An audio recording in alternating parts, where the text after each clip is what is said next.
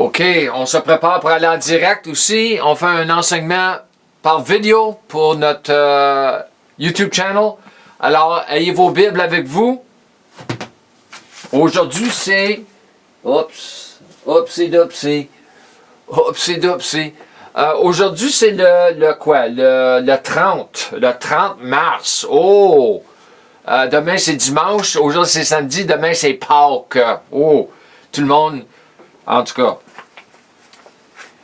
Alors, aujourd'hui, on fait partie 3.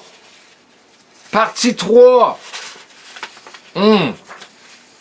Partie 3. Concernant les versets clés de la Bible, avec Révélation. L'Apocalypse, Révélation, c'est en anglais, mais ça se dit en français aussi. Il faut faire certain que tout marche bien. L'Apocalypse 20, chapitre 20, verset 12, très intéressant. J'avais pas l'intention.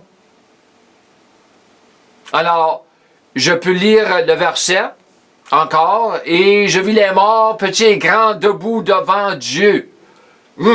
Et des livres furent ouverts, et un autre livre fut ouvert, qui est le livre de vie, et les morts furent jugés selon leurs œuvres, d'après les choses qui étaient écrites dans les livres. Je suis très, très content, plus que content, que je ne serai pas dans ce jugement-là. Gloire à Dieu. Alors, j'avais l'intention d'avancer à Hébreux 11.3 et j'étais en train d'écouter la parole sur mes écouteurs et je mangeais. Ça, c'est avant que j'ai commencé mon jeûne. J'ai commencé mon jeûne 5-6 jours passés, un jeûne de 40 jours. Et j'ai commencé à avoir des idées. Des idées commençaient à dérouler en moi. Alors, j'ai dit, OK, je dois faire une 3e partie. C'était de très bonnes idées. Alors, ici un peu, je partage les idées qui me sont venues. Et moi, je sais que c'est l'Esprit Saint qui m'a donné cela.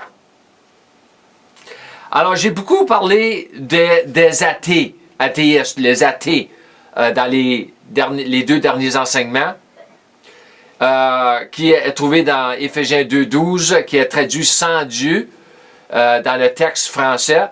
Dans les derniers 2 enseignements, concernant les morts dans l'Apocalypse 20.12, les morts, ceux qui sont morts spirituellement, Éphésiens 2.1, j'ai trouvé là aussi, qui vont être debout, pas assis, mais debout devant Dieu, qui signifie ceux qui ne croient pas absolument. Les athées, on les reconnaît comme ceux qui ne croient pas. Je ne crois pas en Dieu. Ah, tu es athée? Oui, je suis athée. Ils sont fiers d'être athées. Oh boy. Mais comme je l'ai déjà dit, un véritable athée est quelqu'un qui n'est pas né de nouveau, qui n'est pas régénéré dans son esprit. Ce qui inclut, c'est ça les idées qui me venaient, les Mormons, les témoins de Jéhovah, les musulmans, ceux de la Nouvelle Âge, tous morts, tous sont morts pour Dieu dans leur corps. D'après Dieu, ils sont morts spirituellement, même les musulmans. Ils sont morts dans leur esprit. Parce que Dieu regarde à l'esprit de l'homme, l'esprit. Parce que nous sommes esprit, âme et corps. Les cultes, les religions de toutes sortes, ils croient à une certaine forme de Dieu ou d'une divinité, certainement, mais ils sont morts spirituellement.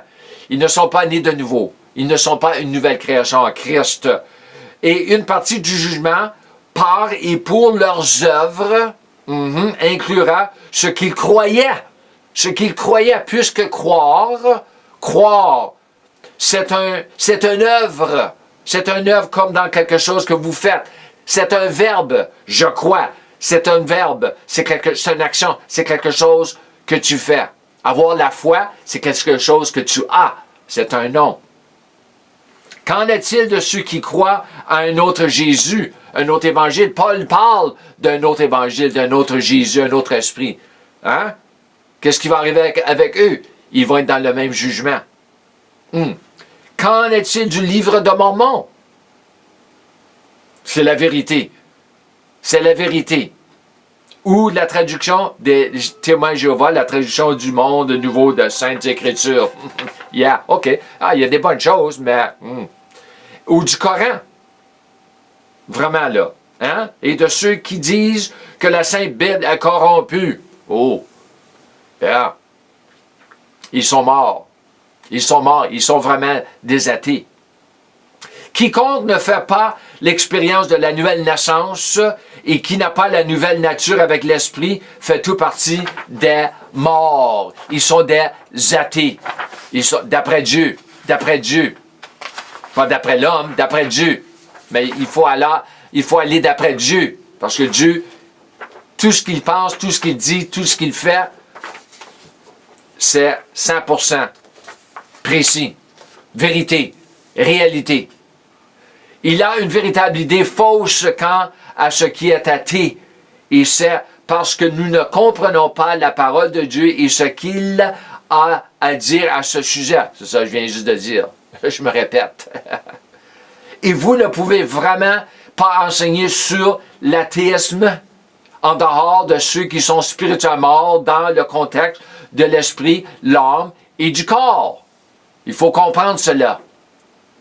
Quiconque est dépourvu de l'image de Dieu dans son esprit est mort spirituellement. Il faut comprendre cela. Il faut le comprendre. Quiconque est encore né d'une semence corruptible est un athée. Et est mort spirituellement. Quiconque est encore en union avec le premier Adam par la nature de péché et de la mort est un athée. Il est mort. Quiconque n'est pas une nouvelle création en Christ est un athée et spirituellement mort dans son péché et ses offenses. Éphésiens 2, 1.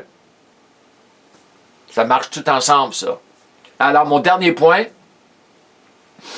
nous en avons beaucoup qui sont spirituels. Ils sont spirituels comme la nouvelle âge, etc. Oh, ils sont spirituels. Mais ils sont morts. D'après Dieu, ils sont morts spirituellement en ce qui concerne leur esprit non régénéré. Il faut comprendre cela.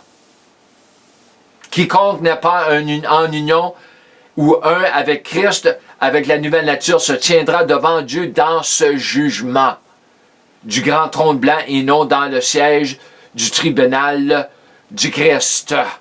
Il faut comprendre. Ça fait partie de notre évangélisation. Yeah. Je suis évangéliste, je ne suis pas seulement un apôtre, je ne suis pas seulement un réformateur, défenseur de la foi, je suis un évangéliste. Mais l'Église doit évangéliser avec la vérité de précision. De précision. Alors, je vous remercie encore pour votre temps. Apprenez, grandissez dans les choses de Dieu. Arrêtez de jouer, aller à l'église, de jouer la religion, tout cela. Arrêtez tout cela. C'est des plaisanteries spirituelles. On arrive dans les derniers, nous arrivons dans les derniers des derniers temps. C'est temps de se réveiller. Alors, je vous laisse. Je vous encourage de marcher dans votre filiation en apprenant de marcher dans la grâce de Dieu, la plénitude de la grâce de Dieu et la plénitude de la foi de Dieu, parce que c'est la foi qui donne accès à la grâce de Dieu. Shalom et Amen.